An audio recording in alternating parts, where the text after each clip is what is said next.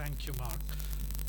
Um, Dear host, Madam Minister of Defense, Excellencies, former presidents, prime ministers, ministers, ambassadors, dear colleagues, ladies and gentlemen, good afternoon, salam alaikum. Let me first take this opportunity to thank ICD and Skopje Cultural Diplomacy Forum for organizing this excellent conference. My heartfelt thanks go to the people and government of North Macedonia for their hospitality. Let me also take this opportunity to thank the people and government of North Macedonia and all of you representing your great nations here for your continued solidarity with Afghanistan, Afghan people, and your at least 2 decades of investment and dedication to the Afghan people's cause. This morning, my dear friend Mark asked an important question. How relevant is cultural diplomacy to today's world and especially to conflict zones? It's an important question which is in fact the foundation of a new policy proposal that the National Movement of Peace and Justice for Afghanistan, to which I belong, is going to present soon to national and international actors to garner their support for a safe and acceptable future for Afghan people. This morning we listened to Excellencies, and I'm grateful that they shared their wisdom so willingly with us and defined cultural diplomacy in an important way. We take it that the purpose and function of cultural diplomacy is to promote understanding, tolerance, hence cooperation among people and nation states, to coexist peacefully and to resolve their disputes peacefully. If that is how we define cultural diplomacy, then it is absolutely relevant to Afghanistan and to the region in which we have to get to grips with these challenges, some of which I must admit is our work, but some others are the work of other nations. So therefore, the international community has a responsibility to support diplomatic initiatives to address the problems that some of which they created. Specifically, in our region, which is one of the hot spots in today's world, in addition to climate change, the pandemic, the war in Ukraine, the unprecedented level of tensions in the Pacific region, you name it, in the Middle East, our region is also a hot spot that is not adequately addressed as yet. There are geopolitical, geostrategic rivalries. There are unresolved conflicts. There's use of terrorism as an instrument of policy. Some nation use it, rather, let me correct myself, some governments use it as their national security instrument. Now, this is partly driven by conflicting interests, but also by fear and misunderstanding. Diplomacy might be an instrument not only to help them resolve these conflicting interests and coexist, but also eliminate the fear which is driving them to use means of violence against each other.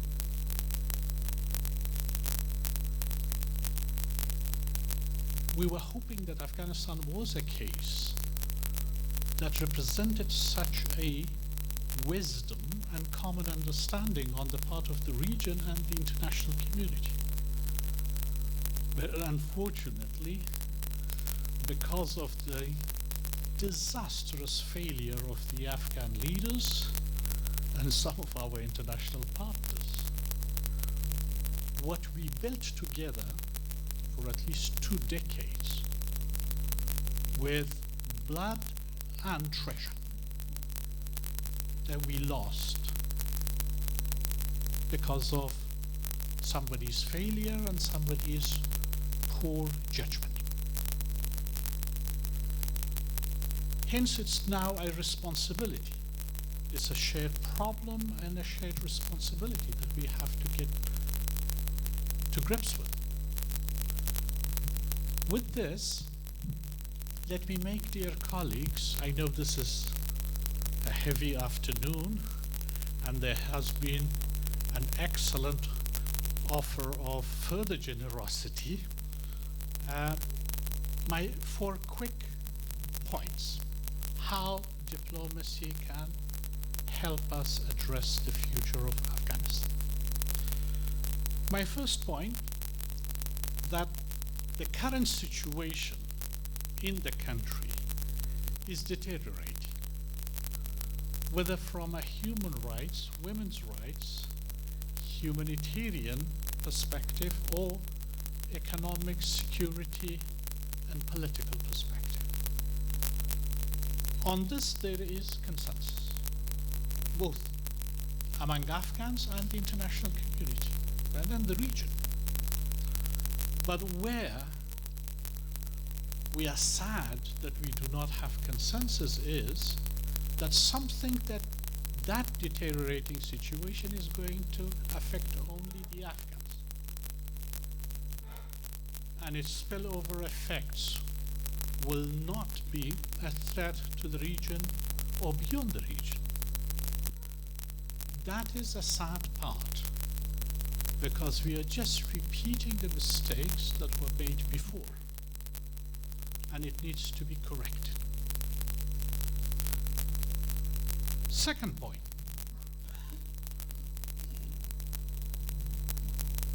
Is the international community's response, or that of the Afghan political leaders, adequate, effective to the current situation?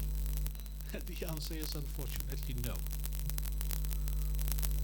They don't understand, and they don't make a clear-eyed assessment of what is going on there, and therefore they're unable to have an effective and adequate response to it. The Afghan politicians run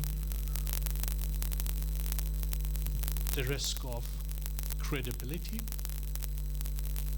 They're disunited, and there's no unity of purpose and effort among them. Again, much to the disappointment of the Afghan people.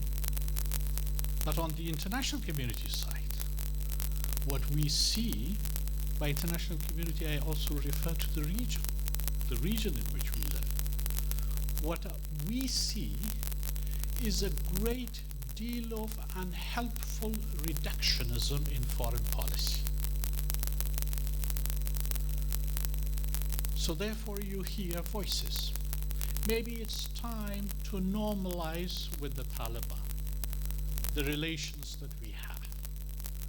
Maybe it's time that if the Taliban can move a little bit on the issue of counterterrorism or women's rights, that we treat them as a normal state. This is such a poor understanding of what is going on, and it's not going to produce a sound policy. What needs to be looked at is not these small changes to certain policies. It is a new future, an acceptable end state for Afghanistan that will have to be at the heart of the international community's response to achieve.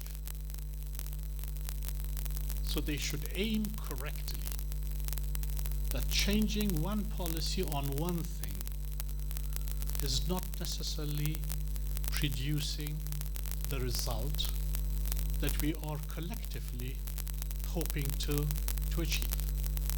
So it needs to be an end state, an acceptable end state to the Afghan people, which would also be helpful to the region and the international community, i.e. remove the threats that the region and the international community are facing because of the spillover effects from Afghanistan. But what would be at the heart of that end state, at that acceptable end state? Can the Taliban actually live together with the rest of the Afghans who are dedicated to human rights, democracy, and fundamental rights and freedoms of all Afghan people, women and men alike? The answer is yes. If the Afghans and the international community come together to exercise their leverage together with the Taliban. The alternative is going to be disastrous anyway. If there's one way that we can succeed, that is through negotiation and through peaceful settlement. But for that settlement, there needs to be a principle on the basis of which the Taliban must agree. That principle is nothing but the basic right of any nation, which is the free will of its people, its citizens, men and women, will have to determine the future of their country, the laws of their country, and the governments of their country. If the Taliban agree to respect that basic principle, the free will of the Afghan people, the rest of the Afghans will be ready to coexist with them in one country, in one political system, and maybe even in one government. Rather than going into details of that end state, I just highlighted the overarching principle for the Afghans. And that principle also gives us the assurance that the Afghan people will never allow their land to be used by terrorists, domestic or foreign, against them or anybody else. They would never want their land to be a producer of refugees or drugs. So the free will of the Afghan people is our insurance policy. If the region and the world community and the Afghan leaders are to have one insurance in place, that is the will of the Afghan people against all of the menaces that over 40 decades of conflict have actually produced in the country. But how can we get that political settlement? Only through negotiations, not between the international community and the Taliban, but between the Afghans. It will have to be intra-Afghan negotiation, peace negotiation between the Taliban and all the non-Taliban Afghans. The role of the international community is to facilitate, to support it, and to help them implement the outcome of such a negotiation. That brings me to my last point. Is this really possible? Would the Taliban accept negotiation now that they are in power? Again, those who bring up this argument for not trying intra-Afghan negotiation must know that their current approach has not produced any result, any positive result anyway. But there are ways that we believe that the Taliban would consider such negotiations important for their own interests. There's something called the Doha Peace Agreement, signed between the United States and the Taliban. As much as that agreement is dreaded by people, it has certain obligations,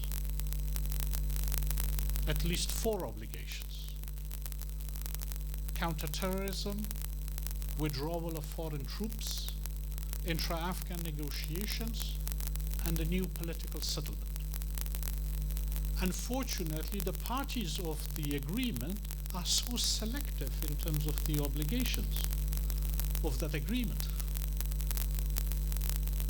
They've chosen the counterterrorism obligation, but not the intra-Afghan negotiation and a new settlement.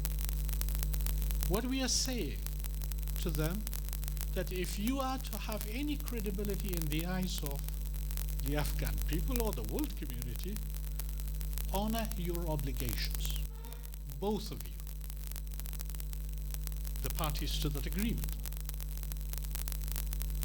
Now, why would the Taliban honor it?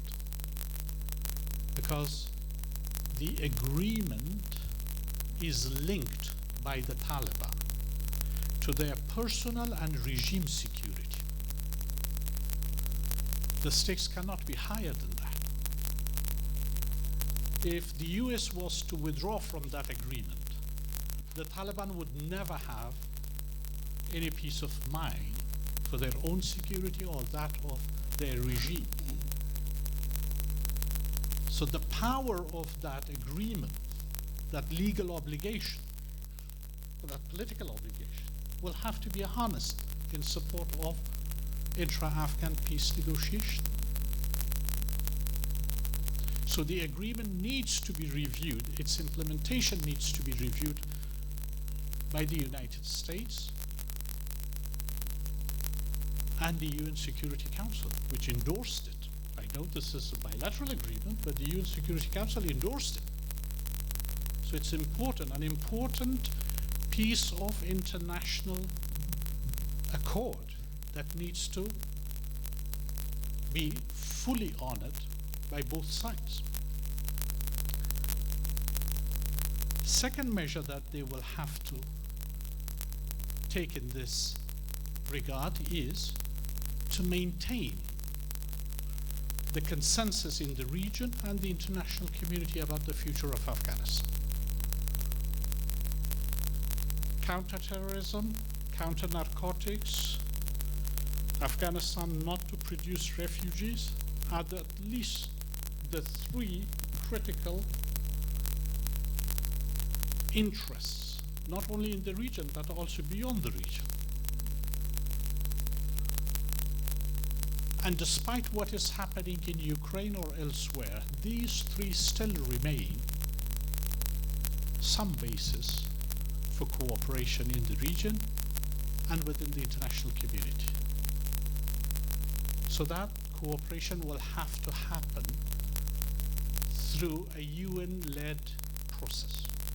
I am glad that the UN Secretary General has initiated that process, but it would be important that these influential nations support it.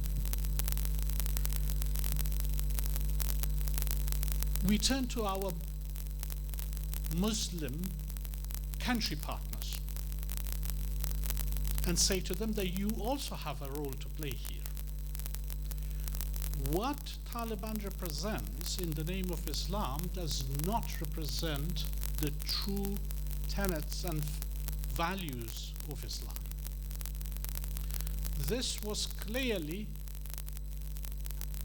demonstrated by a harsh criticism of President Erdogan of Turkey when he said that the Taliban policies on women's rights to education and work are non-Islamic, are not consistent with principles of Islam. We need more of those voices from Muslim countries, from their statesmen and women, from their religious institutions. Again, a critical part of cultural diplomacy, so that the soldiers of Taliban, or those who believe that what they are doing is Islamic, can fully understand that this is not the view shared by the rest of the Muslim world. That will be an important basis for legitimacy of new policies and a new settlement. With this, ladies and gentlemen, I come to my final point, and that is that while we are working on a political settlement using the opportunities that a diplomatic approach might offer, we have to continue with our human rights work and humanitarian assistance. On human rights, we have to look at seriously on effective deployment of international justice architecture, including the ICC. If there is a message to be sent to the perpetrators and to violators, not only of the past, but also of those who may continue to do that with impunity, then an ICC engagement would certainly help. But then that requires, again, a strong resolve on the part of our international partners. I strongly believe that the cause of the Afghan people has support and sympathy across the world. I hope that that is also shown by the states of influential countries who may be able to do something. Thank you.